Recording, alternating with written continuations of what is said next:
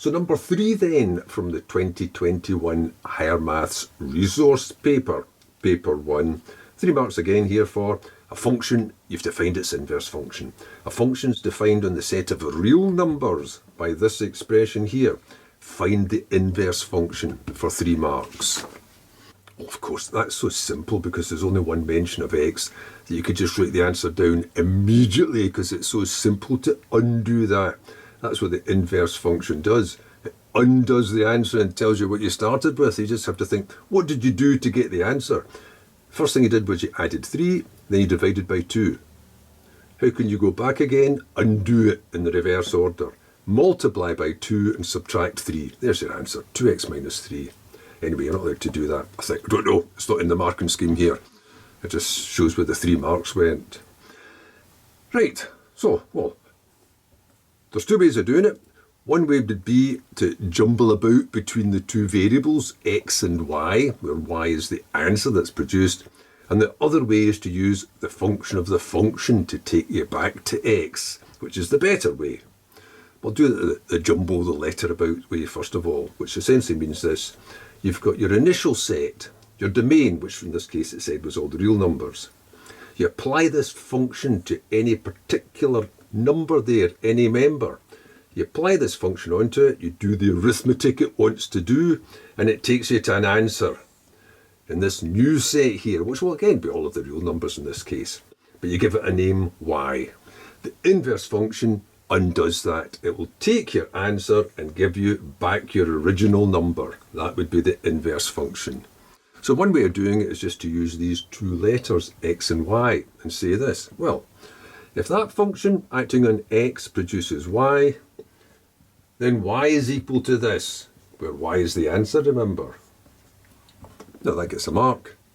Then start solving that. So 2y equals x plus 3. Well, maybe I'll put the first mark there. Now I'll rearrange that to get x to the front without introducing negatives. So I'm just writing it the other way around, looking at it this way.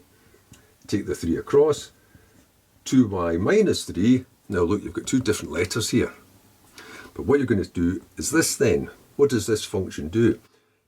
This inverse function takes y and produces x. In other words, that x is the inverse function acting on y. The inverse function acting on y would be this. So it would have to be that because this rule involves that letter y there. So that is the answer, except a letter's a letter. That just says the inverse function acting on whatever, called y in this case, produces 2 times the whatever you put in minus 3. So you could just recall that for convenience and familiarity, I suppose you could say. Just recall that x. So it'll be 2x minus 3. And that's what you want for the final mark. The other mark would have been arriving at this line here, I think.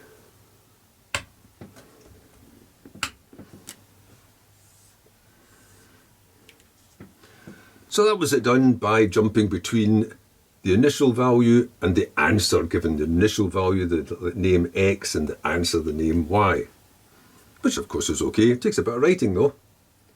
Quite often you miss out this stage. I'm not sure how valid it is to miss out this stage here and just jump straight from there to there, which is sometimes what you're shown to do. You probably get away with it. I don't know. A better way is to use the function of function notation and just say this.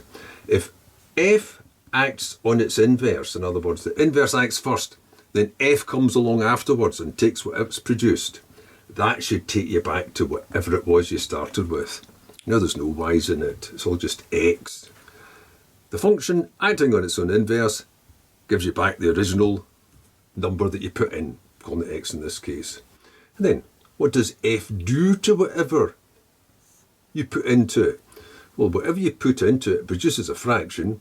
It'll be, first of all, whatever you put in, the content of the bracket, that's this thing here, inverse function acting on x. It'll add on 3, and then divide the whole thing by 2, and that produces x. So that's worth a mark.